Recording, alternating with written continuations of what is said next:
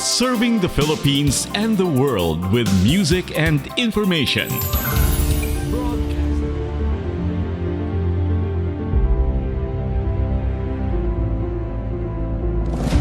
Isang pindot, isang ikot, isang frequency.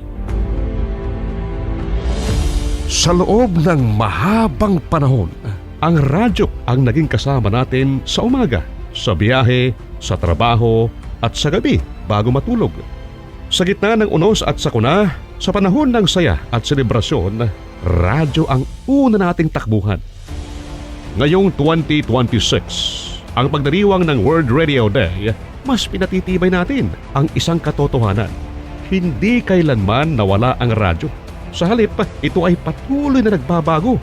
At ngayon, kasabay ng pag-usbong ng makabagong teknolohiya, isang bagong kakampi ang pumapasok sa mundo ng broadcasting.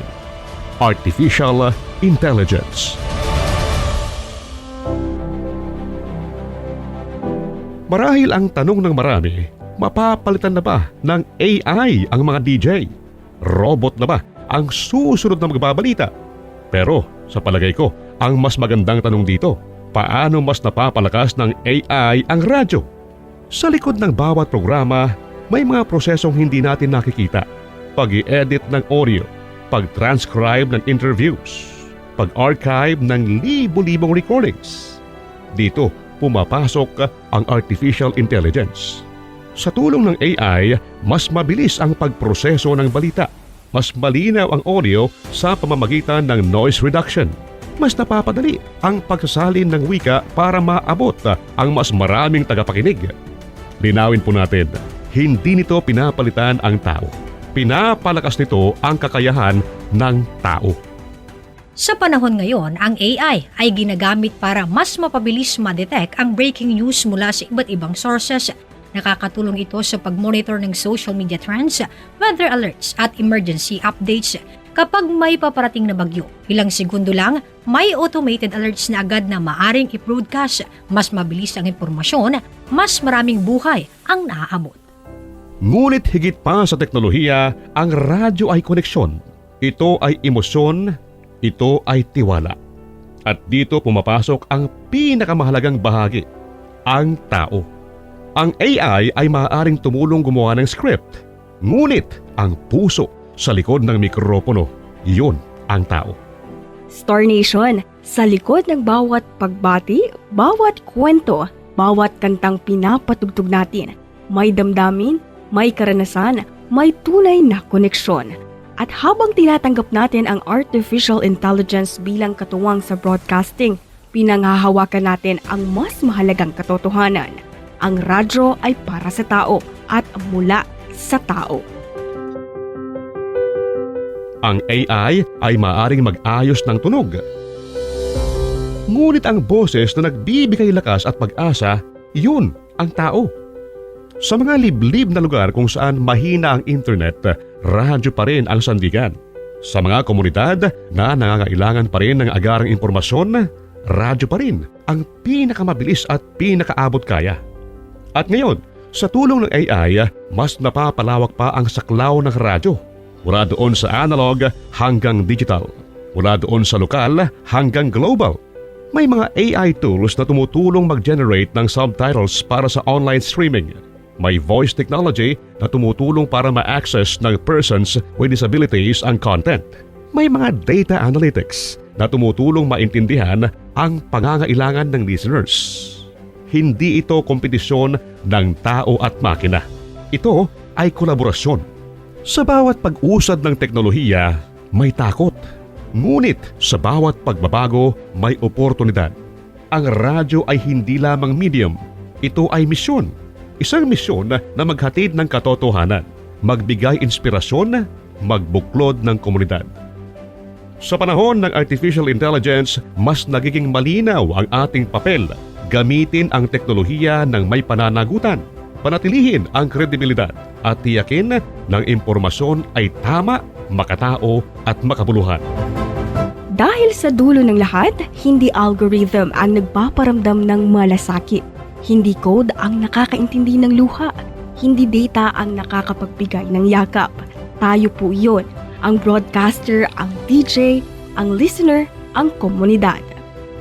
Mula sa unang broadcast noong 1900s hanggang sa streaming apps at smart speakers ng kasalukuyan, ang radyo ay patunay na ang tunay na lakas ay nasa kakayahan na magbago nang hindi nawawala ang puso. Ngayong World Radio Day 2026, ipinagdiriwang natin ang pagsasanib ng tradisyon at inobasyon, ang pagkakaisa ng radyo at artificial intelligence. Hindi upang palitan ang nakaraan, kundi upang palakasin pa ang kinabukasan.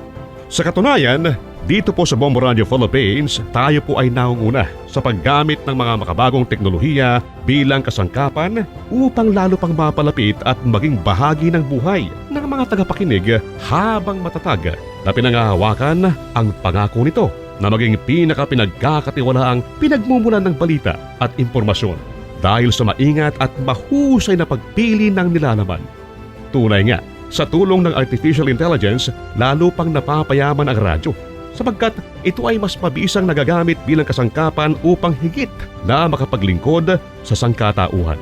Sa kabuuan, ang aming network ay isang organisasyong binubuo ng mga profesional na individual na hinubog ng matibay na pagpapahalagang etikal, marunong bumasa sa mga palatandaan ng panahon at pinamumunuan ng mga lider na may malinaw na pananaw sa larangan ng tradisyonal at digital na komunikasyon na nakatuon sa paglilingkod sa kanilang mga listeners.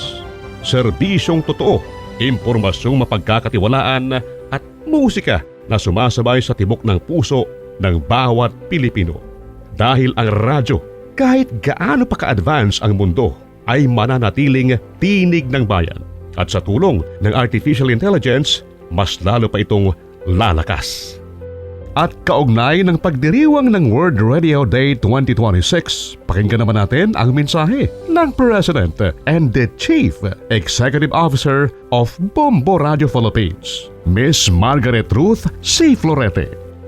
The celebration of World Radio Day today is especially meaningful as it coincides with the 60 years of media excellence of Bombo Radio Philippines. 6 decades of unmatched performance in public service and broadcasting that have earned the trust of the Filipino people. From humble beginnings to the present, Bombo Radio Philippines has remained committed to our mission to serve, educate, and empower our communities.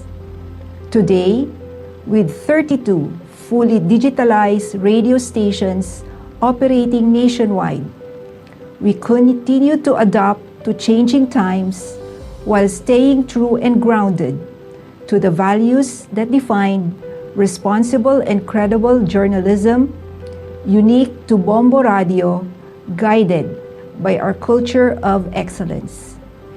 As we celebrate 60 years of service, we keep our commitment to ethical broadcasting, public accountability, and innovation with responsibility. Bombo Radio Philippines will continue to serve not just in the business of content, but in the business of influence, of trust, and a go-to media organization for those in search of trusted news and information. Happy World Radio Day to all. To all our listeners and viewers, mga kabombo at ka-Star Nation, maraming salamat po for making us a part of your day. Basta Radio, Bombo! Maligayang World Radio Day 2026. Ito ang Star FM, ang nag-iisang bituin ng inyong himpilan, kahapon, ngayon, at sa hinaharap.